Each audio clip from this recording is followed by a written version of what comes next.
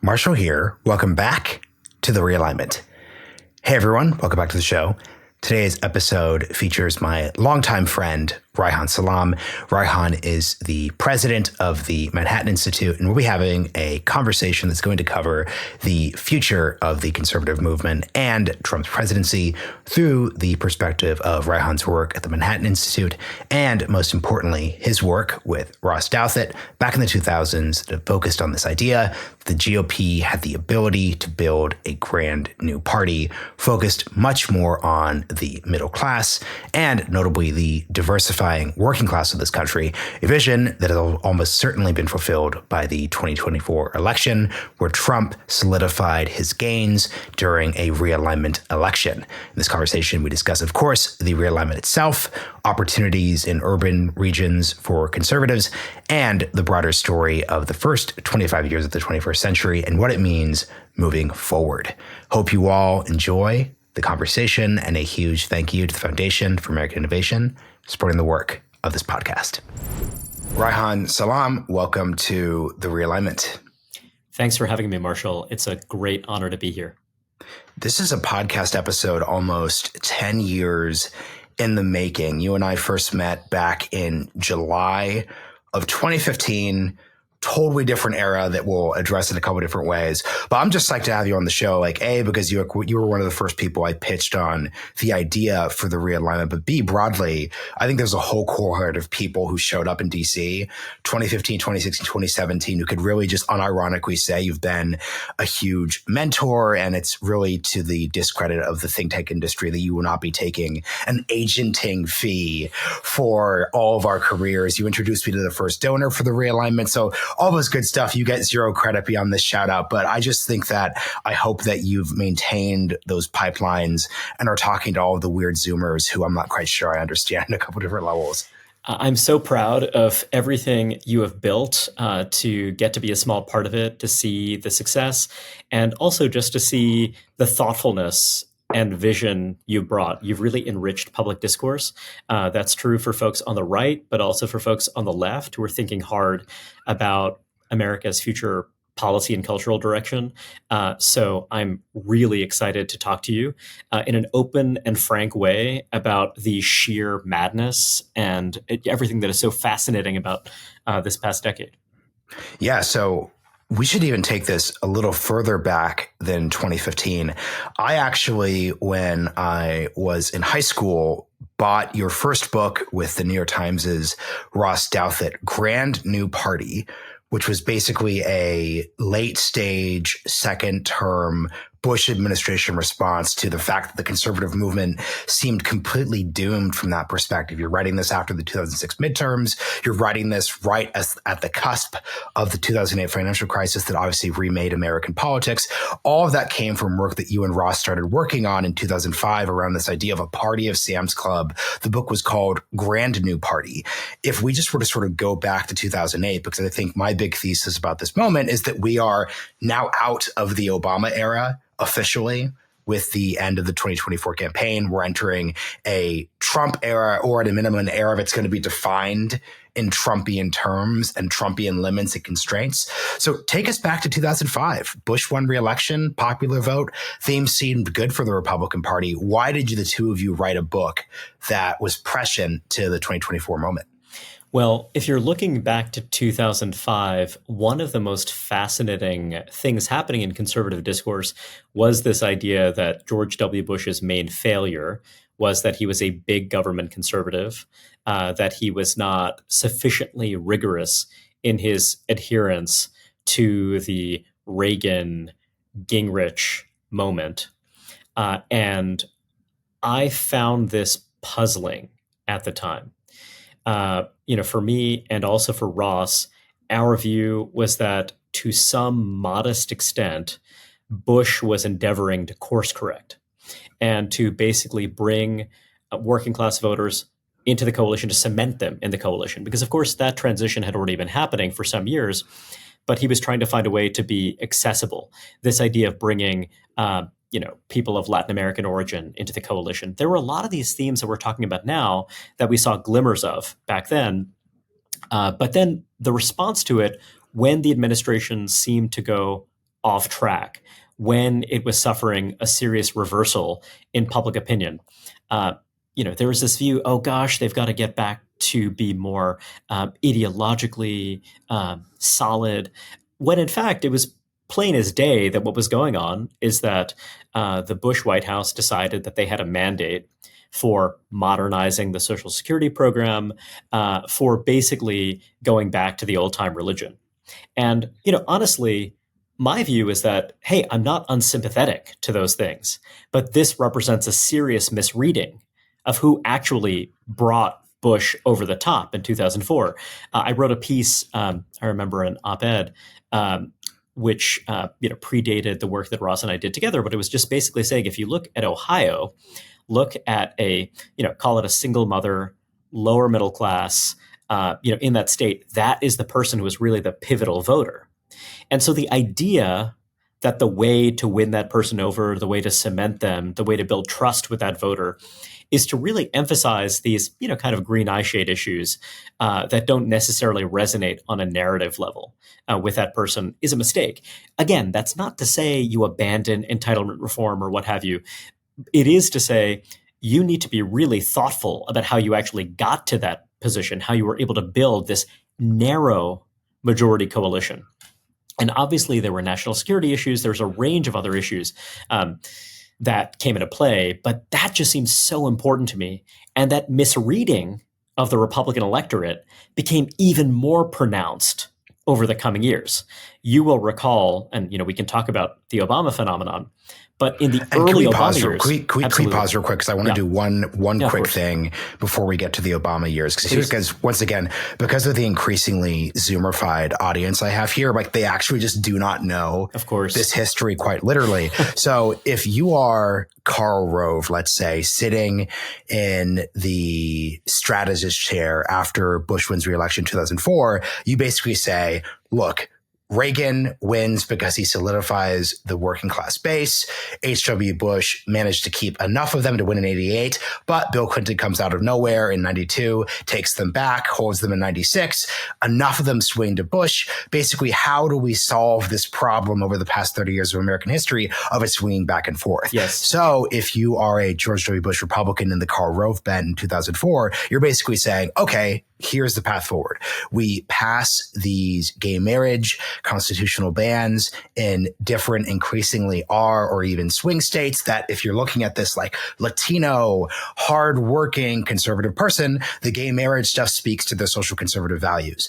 Two, the big program they had was the Opportunity Society, right? So like it's not just that what made the Opportunity Society interesting is they weren't just saying, hey, Social Security, it's not individualistic enough. It's too big government. They were saying, hey, look at the stock market. Look at the economy. Look at the free market. It's crazy that we have a system from the 1930s where people put it with the government. What if they could put it into the stock market? The Opportunity Society, which you then combine with their housing policies, basically saying to that Latino voter, hey, we are actually going to offer you a path upward in contrast to the Democrats. And then the last bit of it, because this is really, really key, is also immigration reform. The way we're going to finally solidify that Republican leaning Latino voter is by passing comprehensive immigration reform. You're going to have the McCain-Kennedy deal, et cetera, et cetera, et cetera. Those were basically the three theses that the party's putting forward. And so what's just so interesting is I'd love to hear before we get to Obama, what parts of that were accurate, what parts weren't accurate, and what's the weird way that Donald Trump actually solidified that dynamic in a way that wouldn't have been particularly obvious for a Karl Rove person. This is really a rich and fascinating subject. So this idea of an ownership society, the idea of helping working and middle class not people. Not the ownership society. No, but honestly, they're deeply related ideas. Opportunity, ownership, the idea of allowing people, including working class, lower middle class, aspirational people to build wealth was an extremely powerful idea. It was honestly a very 90s idea. If you think about Bill Clinton, there was this resentment almost that, oh my God, he's stolen this message, this aspirational message for us. And if we're not that, what are we? So there were these different themes. There was a theme that seemed more pessimistic and dark as it related to social issues. Let's say the idea that, there is this effort to remake American society, American culture in this really nefarious way. Let's put a stop to that. But on the other hand, there was an optimistic register as well. And when you look at Bush himself, when you look at Karl Rove, these were people for whom that optimistic register was really what they were most passionate about. It was almost as though those negative notes were something that was necessary, but it was something that they did not really celebrate. That's not what they were proudest of, if you see what I mean. Bush's quote was, "I'm going to be a uniter, not a divider," when he's running in 2000. Like that's exactly. He had an identity level that comes out of his relatively moderate governorship of Texas in the 90s. Exactly. And to some degree, when you're thinking about right of center politics, you can think about this as a battle for striking the right balance between those negative notes and the positive optimistic ones. And when you think about this debate about entitlement reform and what have you, if you think about this as a package deal, and hey, we're going to do these things that might be painful, but will be necessary. We're going to do these other things that will serve to enrich you and help you advance, speak to your entrepreneurial bent, speak to your aspirational bent. You can see why that's a coherent idea. And it's something that, we'll perhaps come back to when you're thinking about the contemporary scene. But I think that there was also, to some degree, both a misreading and also a change in the larger economic and policy climate. So first of all, you were already seeing some signs of strain. The first decade of the 21st century was the decade of the China shock, right? So you're already coming out of a period when you had, when people talk about wage inequality, when they talk about this kind of painful economic period post-70s, in a way, the 90s started to change that trajectory in a really positive way. But then, after the accession of China into the WTO, you have this different shock that really affected regions of the country where you had a tradable sector. So in the Bush era, there was this belief, oh gosh, we're going to be able to consolidate Tommy Thompson, John Engler. You're going to be able to bring the industrial Midwest into this conservative aspirational coalition. Those regions are going to become more like the dynamic Sun Belt, perhaps.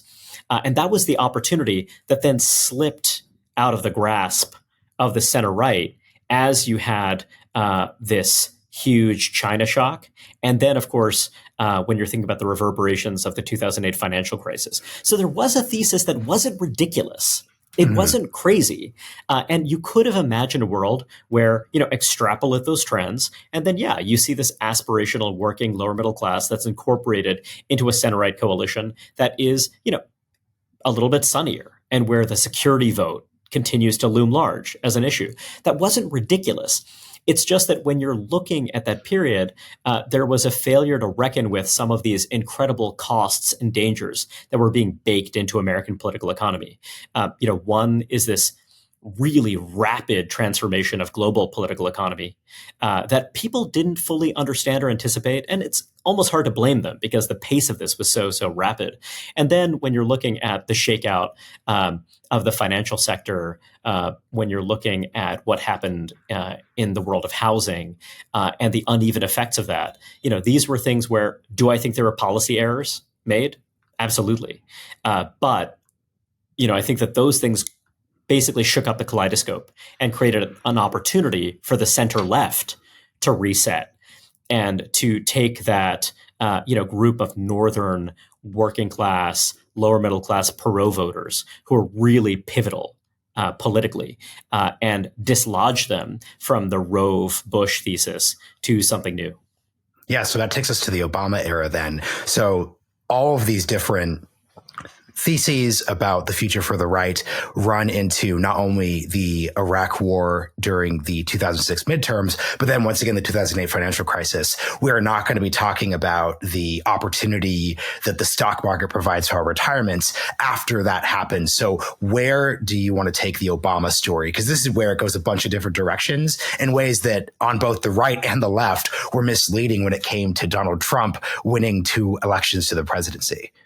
What a fascinating figure that all of us in DC in that era were really taken with trying to understand, partly because he was a figure who was recognizable to a lot of us. So Obama himself is a boomer, but in his background, his biography, his sensibilities, he seemed more Gen X. He was also someone who was, clearly a very intellectually curious person who was steeped in the Reagan era. And he was someone who, was at Chicago. He was someone who was conversant with, call it conservative, broadly center-right ideas. He was just really adroit. He was just someone who, in a way that was honestly sometimes frustrating, if not infuriating, to people who, were his opponents. But, his whole thing was that I understand you, my opponent, better than you understand yourself.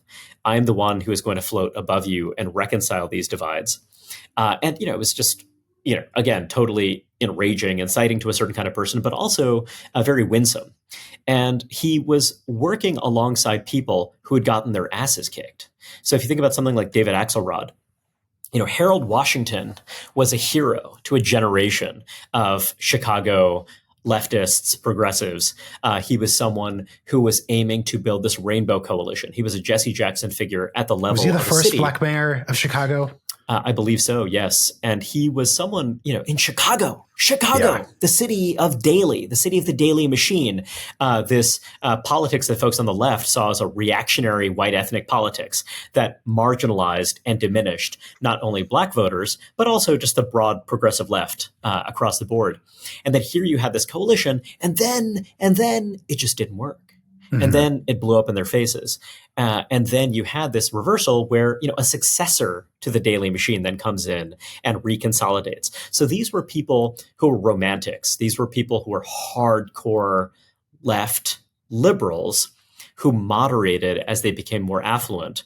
And they were not the Clinton machine. They were not, of that group. They were of a younger generation. They were very urban. They were very steeped in elite academia, but they did get some things about American life. They did understand that white working class voters are the key constituency, and you can't pretend otherwise. You can't imagine that that's not the case. For Obama and his circle, they were quite left on a range of issues, but they still recognized that we need to characterize our ideas as moderate, accessible, unifying, even banal. Barack Obama, as someone from this, quote unquote, exotic background, need to normalize and really be, it was so smart precisely because these were people who were, in a sense, from the margins. And these were people who were survivors and translators, people who were good at navigating these worlds. The people, in my experience, who were, unbelievably effective at politics and building relationships are oftentimes those people. You're one of them yourself, Marshall. People who are cross-pressured and who are good at operating in a range of different environments. And, the folks around Obama were just a universe of people like that who were code switchers. And being code switchers, they had this vision, and this was the, Rui Teixeira, John Judas vision. There's going to be an emerging Democratic majority where we're going to take this aspirational upper middle class professional group that embraces our values. We're going to preserve that blue collar vote by not antagonizing or insulting them. And there's going to be this thick identity connection with Black voters and with other, people of color, quote unquote, who similarly will, whether they're moderate or liberal, identify with us because of our vision of a more inclusive future. So how do we do that in a way that's not judgmental? And how do we do that in a way that's connected to a political economy program that is a mix of labor liberal, but also growth oriented? How do we keep the band together? And a huge part of it is rhetoric. A huge part of it is talking to people the right way, building a bridge for your aging grandparent to allow them, to give them permission to vote for these reformed lefties. Yeah, and he wins Indiana, Iowa, 2008, which is just completely unimaginable from a 2024 perspective. I think I really like your highlighting of Obama's ability. I think it diminished over time as he, became increasingly silly after 2016, the bad podcasts, the attempt to become a billionaire via the movie studios for films that didn't really deliver at the end of the day. But 2008 Obama, I just like your highlighting of, you could be enraged by this on the right, as you said, but his ability to actually, in good faith, have a strong theory of mind for his opponents. And look, this is where criticism of Kamala Harris comes in. I do not think in any way whatsoever Kamala Harris had a theory of mind for the voters she needed to actually recruit. And if she did kind of have a framework, it wasn't felt at an ability that you could actually deliver on. Like maybe you could kind of get the, and this is where the Liz Cheney thing comes from. I don't think it was a mistake to campaign of Liz Cheney. I think, look, you take what you can get. The winning coalition was going to be increasingly centrist Republican suburban women are going to go to the left in the suburbs. So having sort of their apex person campaign, if he doesn't, isn't an insane take, but there was just a limit to that I don't think the Democratic Party truly understood.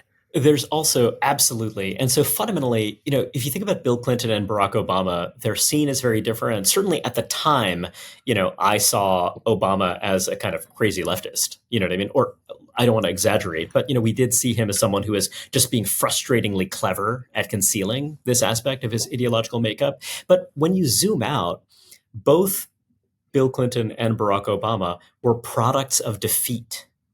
These were people who forged their political consciousness in defeat. Obama himself, both the Harold Washington defeat and reversal. But then when he ran for Congress in 2000 against Bobby Rush, just basically, call it this, thick, rooted, authentic, kind of identitarian black candidate rooted in the South Side who just kicked his butt. And then, I think both of those experiences were really searing and important for him. Harris was a product of success. She was someone who came of age in California politics. First of all, San Francisco is a place with a minuscule black population now. It's a black population that has shrunk drastically. So the people who brought her into politics, who ushered her in, it was Willie Brown, of course, but it was also Nob Hill. It was also the multi-generational, wealthy of that city. And then statewide, this was a time of just massive catastrophic success for Democrats in California. They did not have a meaningful Republican Party to go up against. And so for her, it was all about how do I hold together the Democratic coalition. And this is the 2000s versus 2020s thing. It's not just that there wasn't a meaningful Republican Party. They destroyed the Republican Party. Because it used to be a swing state in a, not at a Democratic level from national elections perspective, but Republican governors. Arnold Schwarzenegger, who moves to the left over his term to actually swing with this, that Kamala Harris emerges from a Democratic Party that perfectly vindicates that, like Rita Shira, John Judas, the Republican Party is going to go to the way of the past because it's not going to be able to capture the rising professional globalization era upper middle class. 100%. They're not going to be able to speak to minority voters. And critically, their regressive economic policies, this is how you describe it on the left, are not going to be able to capture enough of the working class, like white Reagan voters they need to actually pull it off. So if you're a Democrat coming from California, the thesis has been perfectly vindicated. Exactly. You have this incredibly durable seeming cross-class coalition, and you don't even think about the leakage. You do not even think about the number of, lower middle class people fleeing the state and basically changing the political coloration, reshaping the playing field in the Western US with people who are kind of out migrating from California. You're not even thinking about that, right? You are thinking about IPOs are giving me an incredible amount of revenue that I will spend on my political allies. We will enrich the public sector. We will grow this enormously. We will come up with more and more exotic stuff to placate these constituencies that matter most because they're in our ears. And I think that is something that was really damaging for Democratic politics. If you look at national Democratic politics, how many people at the uppermost echelons are people who actually come from these competitive states? It's the structural thing where the power flows to the people who are raising hundreds of millions of dollars. Those are in sapphire blue districts. Those are people where you are drunk on this idea of cultural momentum. Everyone fashionable, everyone smart, everyone high wattage. They're all on your team. And my God, this incredible addictive quality of Act Blue and the staggering amounts of money you raise to run against Republicans in Kentucky and South Carolina. I mean, it's completely crazy.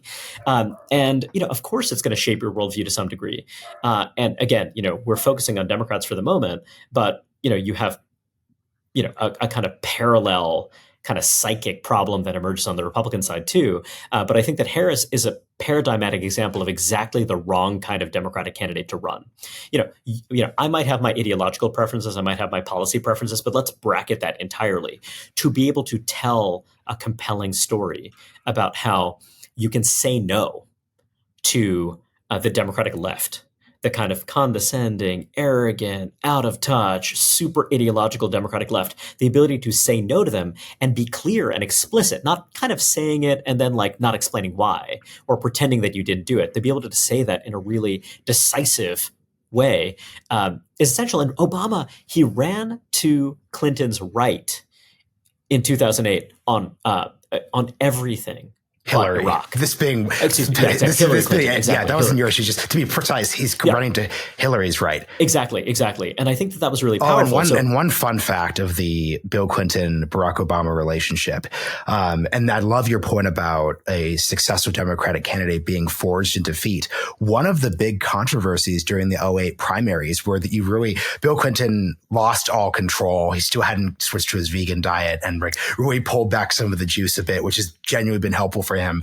But Obama made this statement: I used the Reagan presidency as a model for myself because I believe he was a transformative president. And what people misinterpreted, and what's funny is Bill Clinton understood what he was actually saying by that was, he wasn't saying, oh, okay, I'm a conservative, I'm a Republican. He's saying that the Reagan presidency fundamentally transformed America in the way the Clinton presidency did not. And once again, that's him responding to the defeat and the way America was put on a different track than it wasn't. There's a reason why everyone kind of jokes like the 1996 election was probably the least important election of our lifetimes, because it's hard to imagine the country being in a different place. And we could easily imagine Al Gore just coming back in 2000 saying, hey, let's just try a different thing, because once again, nothing's fundamentally changed there. Bill Clinton was incredibly offended by that statement because he understood that Obama was responding from defeat and questioning the lack of actual long-term viability of Clinton's accomplishments. Yep, absolutely. And I think when you think about Donald Trump, there's a sense in which he's, of course, a very different figure from Barack Obama or Bill Clinton, but he was someone who, in a really canny and shrewd way, was offering an alternative theory of what the 2012 defeat meant. He is someone who, I think, recognized that what the Republican political class concluded about that 2012 defeat wasn't quite right. He understood that he understood the Republican coalition better in some respects. There are other things that he, didn't understand. And, I'm sure that he would acknowledge that. He was not someone who was a political creature.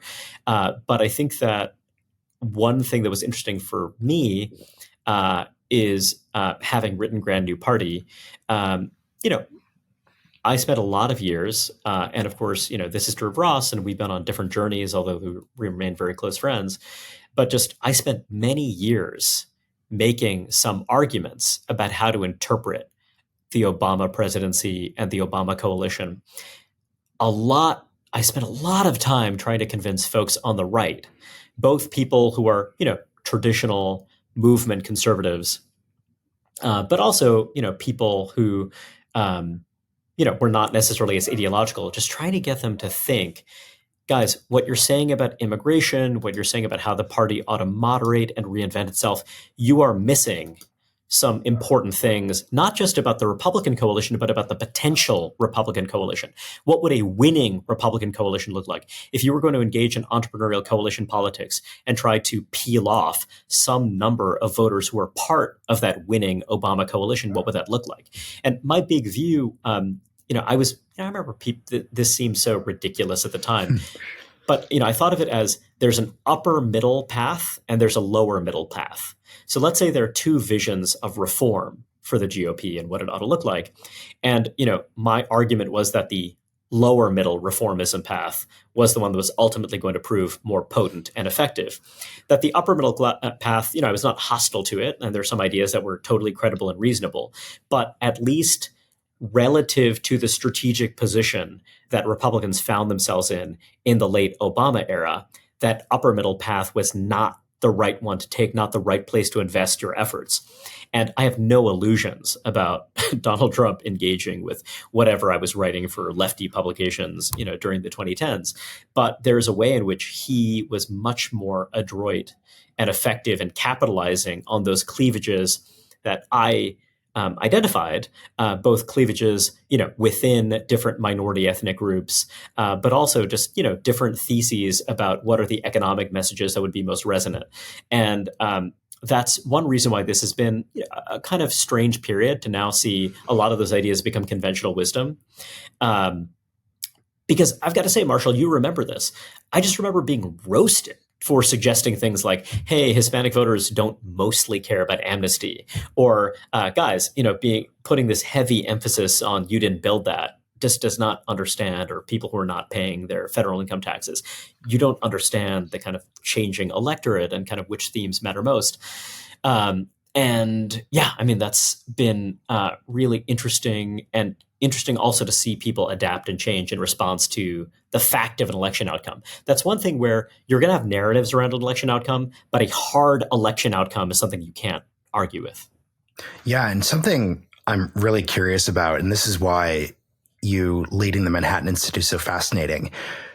If you told 2014 Reihan, hey, in 10 years, you're going to be president of the Manhattan Institute, you're going to be very much this conservative, but in many ways, because you're in an urban setting, like heterodox conservative institution, but you're going to be confronting a New York City that has swung to the right. And Donald Trump, after January 6th, after the Dobbs decision, is going to be the figure that pulls that off. I think you would be genuinely shocked to hear that. I would be shocked to hear that. I think basically everyone would be shocked to hear it, because I think the part that wouldn't be shocking about that would be, oh yeah, it's like, okay, if you kind of explain 2023 to you, give 2014 Reihan the 2023 details, you'd be like, okay, I could see Trump doing well in the blue wall swing states. I could see him doing surprisingly well in Texas, because these like low information Latino voters like are not compelled by traditional coastal blue state Democratic Party ideas. But I think you'd be pretty shocked to hear the urban part of this story, and how that these fights in San Francisco, all of the left-leaning people are thrown out. And because what's so funny about the San Francisco story, and I need to do an episode on it, is that's a weird situation where the moderates are quote unquote winning, but like the moderates are obviously just Republicans, and they just know from a pure, like, how do you do politics perspective that you should just do these fights within the Democratic Party. But there's just like a real story there. So talk about urban America, New York City, education, San Francisco, and then crime. These are sort of like the Manhattan Institute sweet spots. What's going on here? I hate to disagree with you. It's incredibly dangerous, because I've learned over the years that you are incredibly wise and usually right, and you're usually vindicated. But I will disagree slightly, because I think that I actually did see a lane for an urban conservatism back then, and it did not exactly resemble how things have unfolded, certainly. But I remember back in 2007, I wrote a piece with Ross about Rudy Giuliani, because bizarrely at the time, Giuliani was the person who was seen as the front runner among Republicans.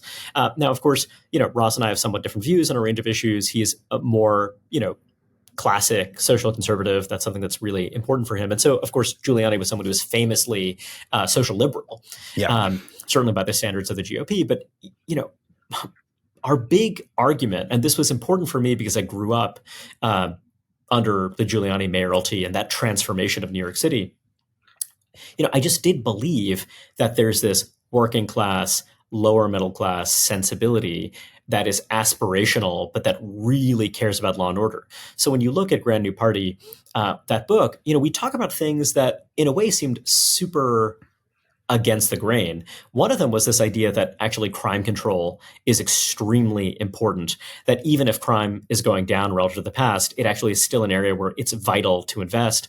And again, this was before the criminal justice reform boom, and it was bipartisan and all that stuff. But it was just partly because crime, and I've experienced this personally. If you've ever had a package stolen from in front of your house, if you've ever had your home vandalized, and I've had these experiences. And I remember as a child, just, our home, our apartment being broken into, a VCR was stolen, calling my father, and my father just saying, "Don't tell your mother about this. We'll sort it out. We'll buy a new one. There's no point in frightening everyone." This was crazy. This is the kind of pre-Giuliani in New York. And then for me now, to see this happen, it's just so powerful, so visceral. And, what is, the top marginal tax rate? Those things don't matter to most people. What matters is a feeling of dignity and autonomy and the kind of freedom that you experience of being in a place that feels safe. And so I think that when I came to conservatism because of those issues. Mm-hmm. I joke with friends that, I'm certainly a free market person, broadly understood, but I have an authoritarian streak, about, 3 miles wide, because I think that is just the foundation of everything. If you want a society in which people build relationships across lines of color, ethnicity, and class, it's got to be safe. You have to feel safe to actually be in your neighborhood, get to know people, take risks, do that. It is the foundation of everything. And so for me, I actually always believe that is going to be a thing. And that's why at the Manhattan Institute, we were always zagging when everyone else zigged. There was a lot of enthusiasm for criminal justice reform and all these things. It's like, look, we see the deterioration of public order. We see these things happening. Now, the challenge is that, there's been this demographic transformation. New York City, which is, obviously idiosyncratic, but emblematic in this sense. The white population of New York City is not that much smaller than it was 30 years ago. As a share of the overall population. It's a little bit smaller. But the white population is totally different now because it's not all, but it's very heavily college-educated transplants. When I was growing up, it was white ethnic, multi-generational New Yorkers, the people who stuck around and didn't move to Nassau County or didn't move to the Sun Belt. And today, it's just really different. So then what I saw and what was always my instinct, and we'll see if this is going to be borne out, but is that if you look at those, Dominican voters, if you look at the folks from Colombia and Venezuela, if you look also at some of those Asian American voters, particularly the Chinese American voters, and of course, the Orthodox Jewish community that was growing robustly. And I when I was little, I grew up in an Orthodox Jewish neighborhood. These populations are dynamic. They're growing. And on the other hand, the population that's dynamic and growing is the kind of super affluent, super insulated, highly educated, professional upper middle class. And I just believe that, they're on a collision course. What I didn't know was whether that kind of first generation, second generation population was actually going to be incorporated into American politics, period. And with the right, I thought that thematically, instinctively, there was something there, but I just wasn't sure, are we going to actually pull this off? And I would pitch people, I would pitch donors, I was just going to say, guys, this is going to sound funny to you. We should start naturalizing people. We should be the ones to do that. Actually, this kind of voter outreach, because actually you do not understand who these people are and what they're about. And actually, there was a Bush era version of this, right? A kind of, ownership society, opportunity society version of this. And now, there are folks on the hard right, on the new right who ridicule this idea that, the idea that, Hispanics are ever going to vote right. Of course, they're silent about this now, right? I mean, there's no acknowledging the failure. And again, that's not because hey, it's going to be a Reagan party that will win it's actually because of crime, disorder. Right. And it's also, these are people who are socialists who place ideology over competence. You know what it takes to lead your life. You know what it takes to actually, my father drove a livery cab when he first came to the United States. It's like these dudes lead lives that are dangerous at times. OK, this is my obsession. And this is what brought me to the right. It was seeing the things that I was seeing in an educated world and what being upwardly mobile taught me and the things that you needed to believe, and then seeing reality. And the reality that I lived in an incredibly dangerous place that had this layer of oh yeah, we're a beautiful mosaic. But also, by the way, this beautiful mosaic is dangerous and people are fearful. And then seeing that change and that changing under Rudy Giuliani. An imperfect figure and someone who seemed incredibly aggressive and was characterized as a fascist and what have you. But he was the person who was able to create this kind of civil peace that allowed people to breathe and build. And That to me is everything. And I think that that's true of many of these newcomers to the center right, who, by the way, might or might not be cemented as part of that coalition. That is everything. And at the Manhattan Institute, that's what we're about. It's about those people, those cross-pressured people, some of whom are working class, lower middle class, some of whom are not. But I think that that is going to be the pivotal constituency. And if Democrats win, by the way, in the next generation, it's going to be because they understand that. Yeah. And I just want to ask you about immigration then, because you wrote an immigration restrictionist book back in the late 2010s. And the thing that's fascinating for me about immigration is when we put on a hat that I don't normally put on, like my far left, like immigrate, maximize the number of migrants we take in every single year. I would basically tell Democrats, guys, stop bedwetting about how bad the immigration picture looks for Democrats. Trump won in 2016 under immigration rhetoric, but what they're going to do is enact like a mass deportation plan that is going to be poorly run, lead to so many different disasters. They're definitely going to deport someone who's actually a legalized or naturalized like American resident. And what we're going to see is the 2016 to 2021 playbook repeat itself. America is going to swing back to being better in favor of immigration. And yes, when we win again, we need to like do a better job of like messaging the border and doing all those different things. But broadly speaking, Trump is going to overreach in immigration. That's just sort of, and I think that's not an insane case to make from a pure, this is definitely more politically pragmatic than people in that cohort tend to be, but that is the basis take I'd have, which is like, yes, bad border messaging. That's Biden's fault. That's Kamala's fault. But do not just throw out the baby with the bathwater here. And by the way, he didn't win by that much in terms of the actual popular vote. This wasn't 1984. This wasn't a Reagan landslide. It's going to swing back towards us, and we're just going to manage that better. We don't have to say abolish ICE this time, but we can actually make a positive case with the role immigrants play in our society. What do you think about this topic? There is no question that the politics of immigration are thermostatic. Can you define that term, by the way? I haven't used it on the podcast. Just, think about a thermostat and then, the temperature gets a little too hot. And then basically, your HVAC kicks in and then lowers the temperature overall. It gets a little too cold, it kicks in the opposite direction. The public is at its most ideologically conservative when you have a president who is perceived as ideologically liberal. And the president matters because basically it saturates the news environment and the narratives. You're kind of thinking, I don't know, the kind of perhaps unfair joke is that when there's a Democrat in the White House, then homelessness is a tragedy. And then when a Republican is in the White House, like, oh my God, this person actually literally has tossed people out of their homes and driven them to schizophrenia and drug addiction. I mean, that's an overstatement, but it's basically one way this works. And basically, I wrote a ton about immigration, particularly during the kind of comprehensive immigration reform debates of the early Obama years. It became an obsession of mine through the Trump years, partly because I saw this incredible disconnect between what the kind of credentialed academic and intellectual class thought about the issue and just what I saw as some basic realities of the dynamics of migration, both in domestic terms and in global terms. So just the short answer to your question is 100%. I think that Trump could absolutely overreach. And, just if you look at what happened in 2017, when he was inaugurated the first time around, what you want to do when you're going to do something difficult and controversial is focus your political operation, focus deportations, let's say, on the least sympathetic claimants. You do not want to create a perception of chaos. You want to build credibility slowly. Day one, we are focused on criminal aliens. We are going to bring pressure to bear on San Francisco and New York City and every other jurisdiction of this country that is not allowing us to apprehend criminal aliens.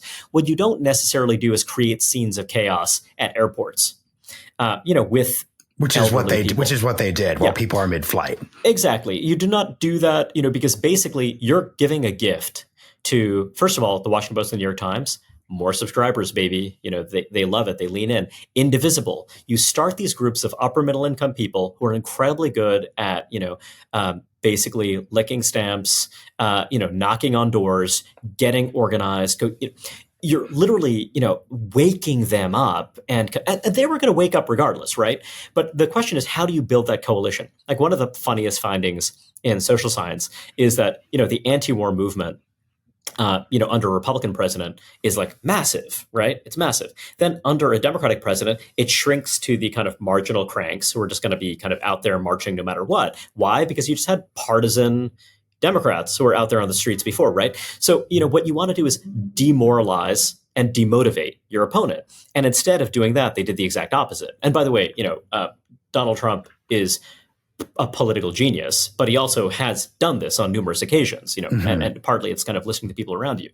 So, again, I think that with immigration, there was a path he could have taken. There was going to be a thermostatic response one way or another, but there was a path he could have taken where it's like, I am building credibility. I am actually doing these things that were completely sane, reasonable, baseline things that Bill Clinton and Barack Obama did and talked about. And then I'm going to grow from there. Then you go from there if you want to go further than that. You know what I mean? And I think that, there are all sorts of reasons why he was at a disadvantage. It was very hard for him to do those things. But I think that one challenge with the conservative ecosystem, and this is true of kind of any ideological environment, but of course I see it here, is that you can build a profitable, quote unquote, enterprise and think about profit not necessarily as literal profit, but as figurative profit, off of 5% of not even the electorate, but even of the kind of population that is engaged, that reads, and that donates. And that is a real danger, because the incentives for you as a personality, as an influencer, as someone who is seeking to win primaries in deep red states, are not going to be the same as those who are relentlessly focused on winning. And if you want to win under our constitutional order, you have about 10 minutes when you have a trifecta. And then you have like another, several hours when you are grinding it out, and you need to do things that are administrable. You need to do things that survive legal challenge. You need to basically build policy achievements that will survive the thermostatic backlash, right? Yeah. And I think that this is something where, of course, Donald Trump, he was not a politician. He needed people around him who understood that, who were shrewd. I think that there's a chance that he's going to surround himself with people like that now. I'm not sure, because, the whole thing is that, again, this whole universe of influencers who, again, they can absolutely profit from defeat. These are people who I'm not sure how it's going to play out. I think there are a lot of smart people around him, disciplined, serious people, and there are others who are certainly trying to make noise. But a quick thing to make this very clear, like I know and see like a bunch of right-wing influencers who are leaning into, for algorithmic reasons, and they probably actually believe this too, like we are coming for grandma. In terms of like an Abuelita in like Nevada or something, that's the way they're framing it. And it's basically like cry more tears lib. And there's just a difference between that framing of mass deportation versus, hey, everyone, we saw there was an out of control border during the Biden administration. So guess what we're going to do as the Trump administration? We're going to not just get rid of ICE the way the libs wanted to do, but we're going to fix ICE. We're going to hire more border agents, and we are going to finish the job and build the wall. And they would focus on those anecdotes in Colorado about how there were apartment complexes that were taken over by Venezuelan drug gangs. That is the story the Trump administration needs to want to tell about their deportation policies. And then, and I'm not someone who endorses radically deporting Abuelita in this case, but and then to your point, then we get to a broader point there later. But I just know there are a lot of people within the Trump orbit who just totally, and this is why the articulation of people being and not being politicians. I think the real difficult thing for Trump here is there are people who hold immigration restrictionist, reductionist viewpoints who are still political and approach things from that perspective, versus there are people who approach this not from that perspective. They say the platform incentives they have as social media influencers and then extend that into governance. And the real question in those first 3 months are who is going to have control of the room and who's going to dictate that? Because this is just pretty straightforward. And my big take that I said with Sagar last week, and then Sagar tweeted out and did an attribute on Twitter. So Sagar, Saying this is, I think the big story of 21st century politics is just misinterpreting mandates. Every single administration, from George W. Bush after 2004, we told that story already. Obama and misinterprets it after 2012. Let's put aside 2008 because the financial crisis is something that upended everything. He thinks, okay, they thought I was going to lose to Romney. I resoundingly defeat Romney. This is the logical culmination of the John Judas, Rui Teixeira story. I'm going to then build this Obama coalition to its logical culmination. Then we're going to hand it over to Hillary, and then we're going to build the progressive era. That is misinterpreted. But then Trump fails to understand that, yes, you had a chaotic revolutionary campaign, but when you apply that to government with the bad personalities, his lack of actual executive management ability when it came to managing those personalities, it was a disaster. They're wrecked in the midterms. They're wrecked in 2020. And then with Biden, you go from Biden understanding in the Dem primary, he was there as normalcy guy. He understood that, yes, it felt awkward when Kamala Harris called him a racist for not supporting school busing, but he didn't really react because, in the back of his mind, he's like, wait a second, who the F wants school busing? It's fine if she makes me look awkward on this stage. I'm actually going to do well with the black voters who don't actually care either way. She's kind of when Kamala Harris launched that attack, she was trying to win over woke Gen Z staffers who wrote that attack line, not actual black voters in South Carolina. And also Jim Clyburn also knew, hey, I'm not making my endorsement based on of who's fighting fights from 1974. But then John Meacham, Doris Kearns Goodwin, and all the historian crew who I think need to own this. And they have it's actually wild how they have literally not responded, because they have not responded to this. Even the MSM, people talk about this. They come in and they sit down Joe Biden. They know he has an intellectual and professional inferiority complex. And they say to him, Joe Biden, people have counted you out, but guess what? You're LBJ and you're FDR. Go for it. And then that leads him to misinterpret his political mandate and understanding of himself. It's a disaster. So therefore, the only metric which I will be surveying the Trump administration from the Realignment 2025 perspective is, can he understand his mandate? Yes, he won a landslide when you look at the actual electoral college, but it's pretty narrow in a bunch of these actual states. And there is just going to be a clear lane for a Democrat that's, to your point earlier, can respond to this defeat and then get 2.5% more votes in 4 out of 7 swing states. That entirely can happen. It's super straightforward. It's pretty obvious. You see a bunch of people trying to swing that way. So that's my metric, the mandate question. How are you going to assess the political viability of a Trump administration? I believe that a second Trump administration will be buoyed, will be helped along by these deep challenges facing the democratic information ecosystem, which you've alluded to. Big picture, I want to see a second Trump presidency that is relentlessly focused on law and order, relentlessly focused on getting the basics right. I really hope that he takes a competence over ideology approach to economic policy as well. And, here we could get deep in the weeds. But I think the big thing is, look, there are a lot of big economic vulnerabilities right now. If you look at the size of the deficit, and I understand that this is, almost a joke to be talking about this, but I really do believe that we're getting to a point where actually there is real risk when it comes to the financial markets, real risk that this is going to actually start being painful in terms of, mortgage interest rates, the impact that it could potentially have on the private economy. So my hope is that, President Trump, and I think that this is an instinct he has, is going to want to let the economy rip. He is going to want, a really robust, labor market, but also really robust financial markets. He's going to want to see people get rich on his watch, and that he will approach his plans in a thoughtful, deliberate way. He does want to see some big picture changes in American and global political economy. Approach them deliberately so that you do not have the economy blow up in your face. I think that that's really, really important. And again, I think that when it comes to messaging, when it comes to immigration restriction, I've always believed, and I've made this argument explicitly for a long time.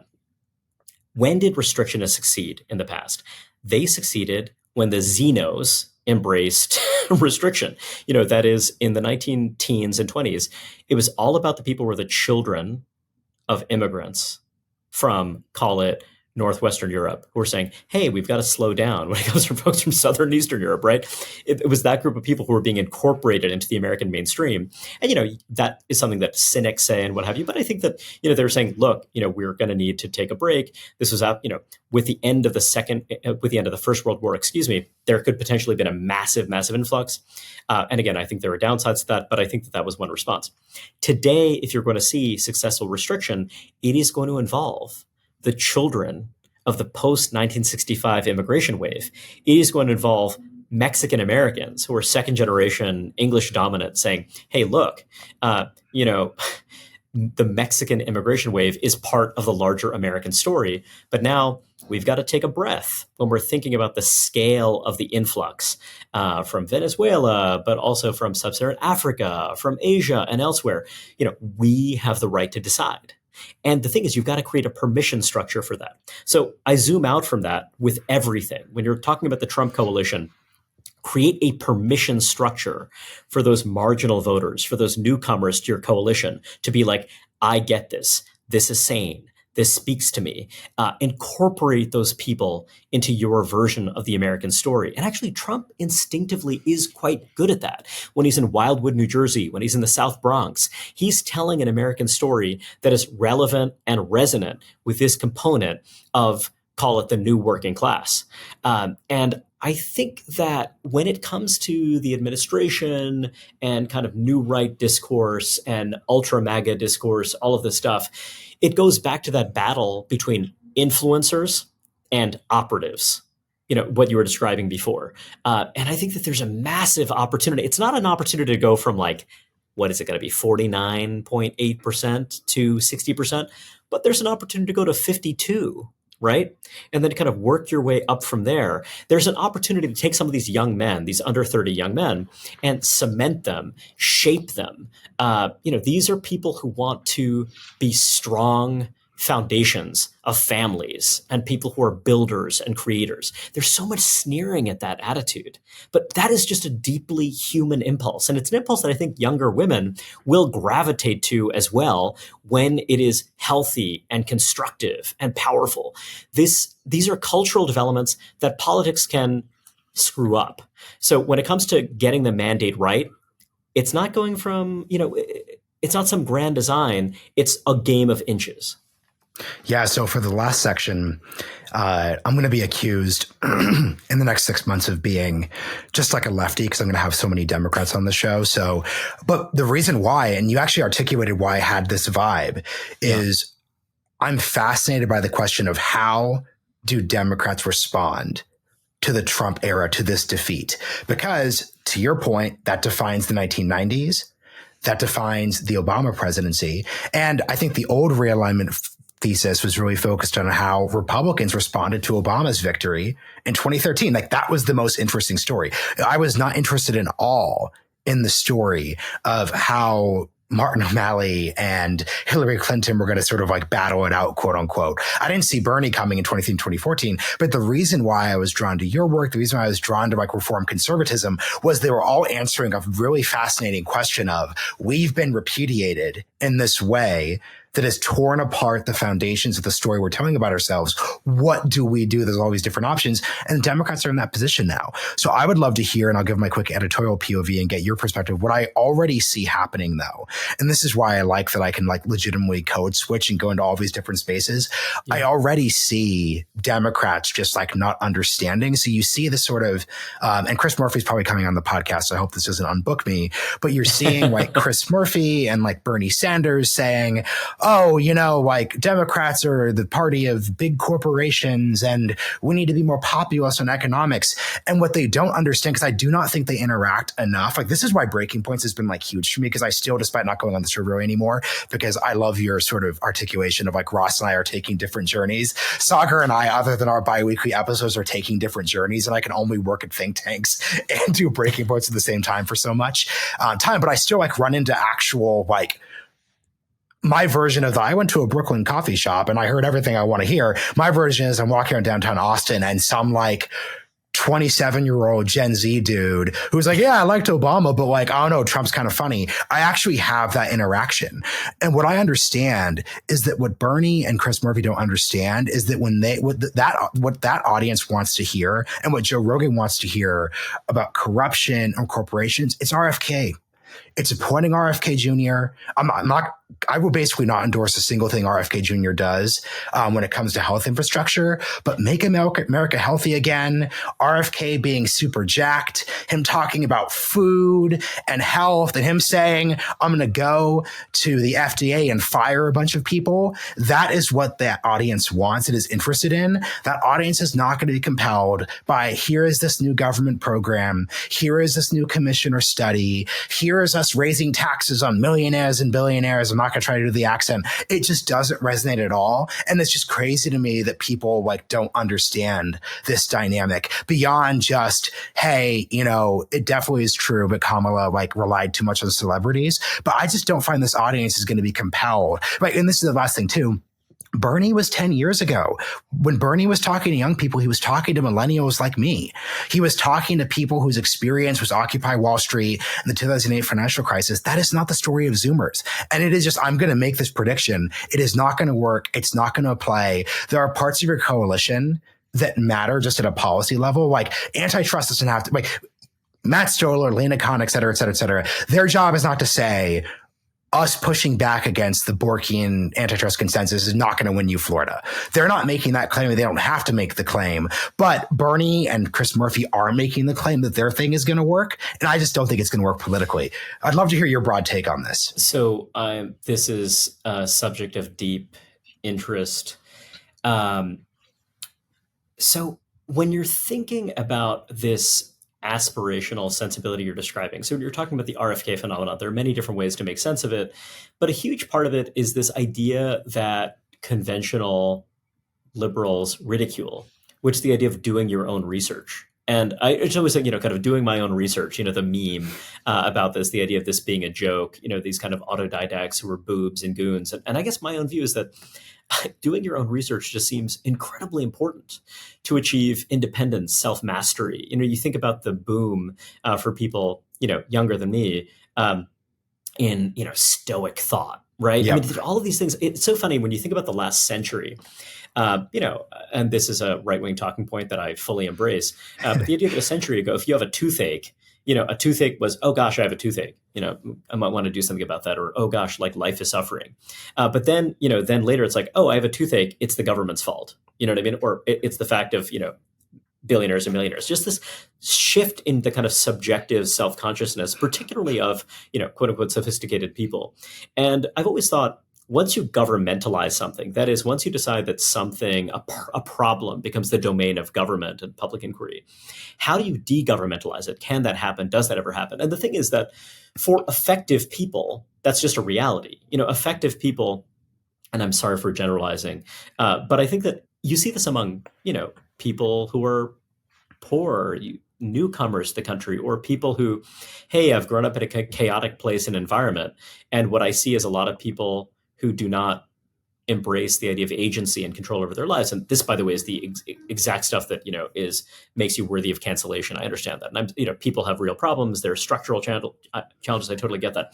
But subjectively, to believe that you're the author of your own fate is something that has been a great path for people to change their lives, whether they're affluent, whether they're not. You know what I mean? This is just something, in terms of misery, having a sense of efficacy is something that is a real shield against, literally it's a shield against powerlessness, but a shield against misery. And when you look at the mental health crisis happening among young people, is it unfolding among people who believe themselves to be the masters of their own fate or not? And again, we've been talking about politics and the larger scene, and this is not so much a political issue, but it does, as you say in the case of RFK, like him or not, is something that is a kind of personal, psychological, dispositional thing that does resonate with a certain kind of political frame. And so when you're talking about how people interpret or misinterpret this, I think that totally 100% applies to the kind of ethnocultural shifts that we're seeing. When you're looking at people from, so-called, minority groups, ethnic minority groups who are moving right, Why are they moving right? Is it because this, or is it because of no tax on tips? Is it because of a specific policy prescription? Or is it because of this idea of agency and who's going to provide for my family? Who is going to do that? Do you believe it's going to be you? And do you believe that there are people who they're there to be a cultural exemplar, an avatar, to say that Tyler Cowen always talks about this. Mm-hmm. You should have higher status. For you as someone who's hustling and grinding and driving your livery cab late at night, and maybe you're actually going to buy another car that your cousin can drive. Like you're grinding, and actually you should be celebrated. And these people who are condescending to you should not be. Now, is there a policy frame that can reinforce that, deepen that? Are there things that you can screw up? Are there things that you can kind of incrementally build? 100%. I have all sorts of very strongly held policy convictions that are going to be at odds not only with Chris Murphy and Bernie Sanders, but also with a number of people on the right. I think this whole post-neoliberal frame is interesting. Many of my best friends are post-neoliberals. Well, that's an exaggeration, but people who are at least sympathetic to that sensibility. Ross and I overlap very heavily, but I think that he has more time for this set of ideas than I do. And I think it's fundamentally because I do think of politics, coalition building, as being driven by these psychological dispositions. And I think that the post-neoliberal thesis just seems like a very niche play for people who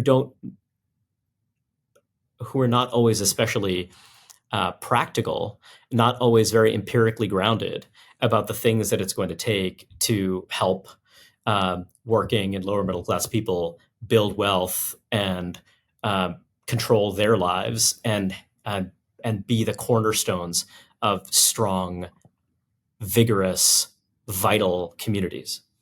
Man, as we close out, you've actually so here's how we're going to win back Chris Murphy and his staff. I love your articulation of like the self-mastery thing, and and this is actually kind of a funny thing. The space that started going right wing way before just pure Rogan was like the self-help and self-development, like podcasting and YouTube space. Not policy-wise, but just aesthetically. And so much of what they're talking about here is like this, once again, idea of self-mastery. You can do things. You can wake up tomorrow. Like, what's kind of like the message of like David Goggins? Hey, I was like a fat piece of shit. He literally says that. And one day I woke up and I was like, cut that shit out. Once again, a direct quote. And I stopped eating donuts. I started going to the gym. I re-enlisted in the Navy from the Air Force, and I beat my ass every day for the next 10 years. And I do it every, and I'm going to have to do it tomorrow. Like, that's the whole take. And what's critically there is like, there's no government framework there. And the thing is, I definitely think there are policy implications and policy realities that like drive the crisis of loneliness. But I just love your articulation. And this gets at why it still doesn't click for me as like a political program. I love your toothache example. In 1900, that was not a problem of government. Now, there are a bunch of ways that like government actually got better. Fluoridation policies, health standards, like et cetera, et cetera, et cetera. So this isn't me just being like a Calvin Coolidge Republican. Fluoridation, which is no longer based, but yeah, yes, no longer based. So this is where my alt center left politics just sort of come out. I still think fluoridation is super based. But the key thing is, I still think we're there when it comes to loneliness. And my political advice for Chris Murphy. Oh, and this is what Chris Murphy ended up getting dunked on. So he did all the big pieces for the Atlantic. He did the big Vanity Fair piece. And then when it came time to implement policy, he did a commission. And people sort of say, well, they dunk on him and say like, that's it. But like, what else are you supposed to do? Like, what else is there? Because this is where there is like a certain conservative truth to sociocultural behavior in the United States. At the end of the day, and this is my advice for Chris Murphy. What Chris Murphy should basically do is he should write the piece that he's been writing. He's good to highlight the issue. He's good to say like, look, I'm ultimately like a policymaker. The way I address things is I write policy. But what he should start doing is he should frankly start going to the gym. He should actually, because he started doing like direct to camera, like response videos, the AOC model. What Chris Murphy and what other young Democrats should do is they should straight up say, hey, I talk about all the time how everyone's lonely. This is a huge spiritual problem in our country. So I'm going to try to pass a bill. I've got my commission, but real talk, I'm at the gym right now. I'm going to make 3 new friends there. I'm going to make 3 new friends there, and I'm going to get like fitter. But like, honestly, like real talk, after I get off work, like just going there from 5:30 to 6:30, where I just like listen to music and listen to a podcast and say hey to that friendly dad who like knows my kid. Like, that's awesome. And that's my gym experience. Like, that's what I'd be doing now. And what he's saying is, look, as a young man, like this is what you should be doing right now. You could find a Planet Fitness. It's only $10 a month. You could go to like LA Fitness. You've got a little more money in the bank. But like, that is a straightforward thing you could do. If it still is highlighting his like center left worldview, if it still lets him tell a story of like, man, like it sucks. The politicians don't even care about you or think about this. But here is something that you can do to address this. It isn't just like wait for my commission in 10 years to kind of have like a mediocre response. So that's like my like takeaway take here. That all makes sense to me. I'll just do a hard pivot and say that when it comes to Democrats, for me, there are a couple of things I would selfishly like to see from them. One is a really hard turn on criminal justice. One of my obsessions and a big obsession of the Manhattan Institute, my colleague Charles Fain Lehman and I wrote about this idea of starve the beast progressivism. I believe that effective government is possible, provided it's limited to a narrow domain. One area where I violently believe in increased public investment is building prisons that are humane, building prisons that we can be reasonably proud of as humane, safe places. But we need to incarcerate more people. Mass incarceration works. It incapacitates, and I think that it's vitally important. And I would love to see Democrats get on board with that. I'd love to see Republicans get on board with that. Real quick, let me push you there. Please. How would you articulate? Because once again, you and I are code switchers, so I need you to code switch. Yes, please. The way you pitch this to a center-left Democrat looking to find the way forward is not by using the words mass incarceration. So what's, and you weren't Trump, I'm going to skip. Like, how would you articulate? Give me the code switching articulation for this. Public safety is indispensable if we want to build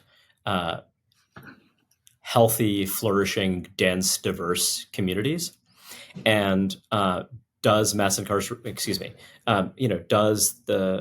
incarceration exact a cost? Absolutely. But we need to think about the other end of the ledger. You need to think about the damage that it's doing to cognitive and labor market outcomes, particularly for working class people of color. If we think about our country and the intensifying great power competition we face in everything else, this is extremely low-hanging fruit. This is a domain where we can demonstrate, if you're someone who's a progressive, that government can work, can be effective, can have a material effect in your life. So, I'm not practicing the art of, making this pitch necessarily to folks on the left, but I do think that, selfishly, as someone for whom this is an absolute sine qua non, non-negotiable issue, I think that Dems can do a huge amount of good here. And also I want to see the progressive prosecutors, I want to see this stuff get delegitimated. I want them to suffer the reputational consequences they deserve for what they've done to communities like mine and around the country. So that's one thing. And one thing before we close out on crime, my just sort of like center left code switch here is like pretty straightforward, which is I'm really frustrated by people who on the one hand tweet like, we need to invest more in like the subways and like public transportation, and cars are bad and suburbs are bad. We need like revitalized urban cores, and then just don't understand that like few things are more demoralizing. My most like Barry Goldwater Republican instinct comes out when I see someone fare jump in DC. Like when I like fly in from Austin on the metro and someone fare jumps, I'm like, yeah, it's not encouraging me to like believe that me and my family should be like riding the metro or riding the bus every day, seeing like crime and disorder and those basic things. What frustrates me is that the like public transportation, like urban left wants to have it both ways, which is one, they want the public during a low trust era to want to invest in public services, which we can't even build in the first place. So let's put aside our ability to actually build functioning transportation systems as if it's the 1950s. But let's just grant that,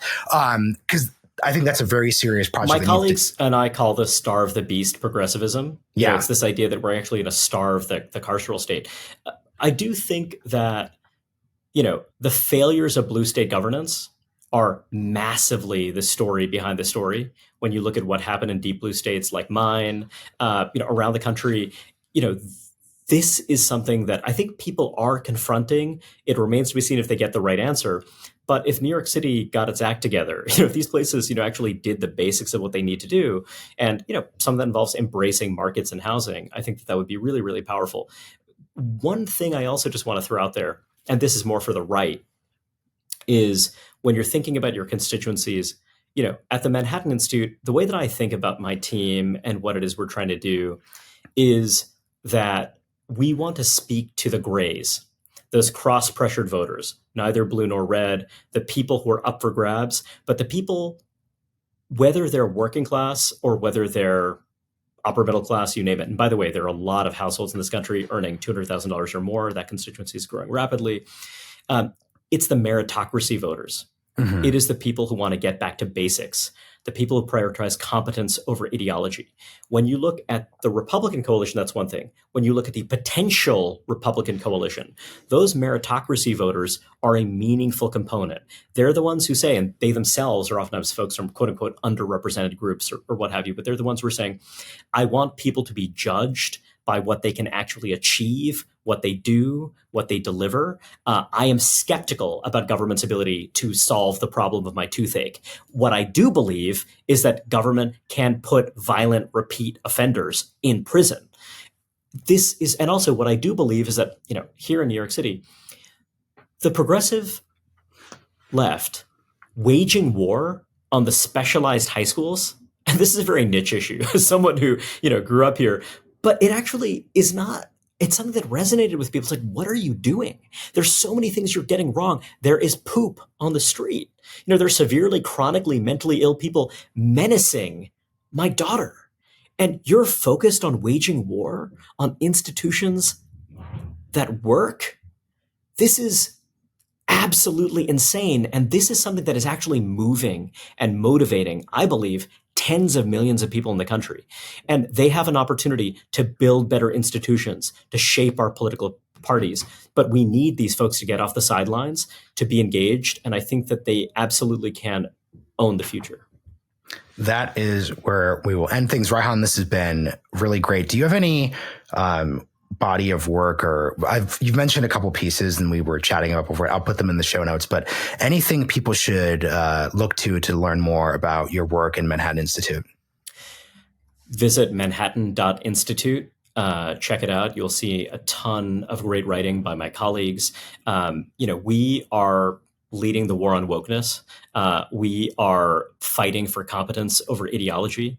If you look at the issues that mattered most in this election, chaos at the border, inflation, incompetent government, the public safety crisis in our cities, our scholars are literally the sharpest, most forward-leaning people on every one of these issues. And they're folks who they're grays. You know what I mean? These are people who, whether they're right or left, these are people who speak to those folks in that pivotal block that will determine the future of American politics, policy, and culture. So that's a place I'd strongly recommend. I write here and there, but I'm kind of a retired pundit, Marshall. I kind of leave that to the bright young people like you, but I do write for The Atlantic and a few other places. And City Journal, our flagship publication, is just, dense with excellent stuff. And I urge all of your listeners to check it out. Great. Thanks for joining me on The Realignment. Thank you, my friend.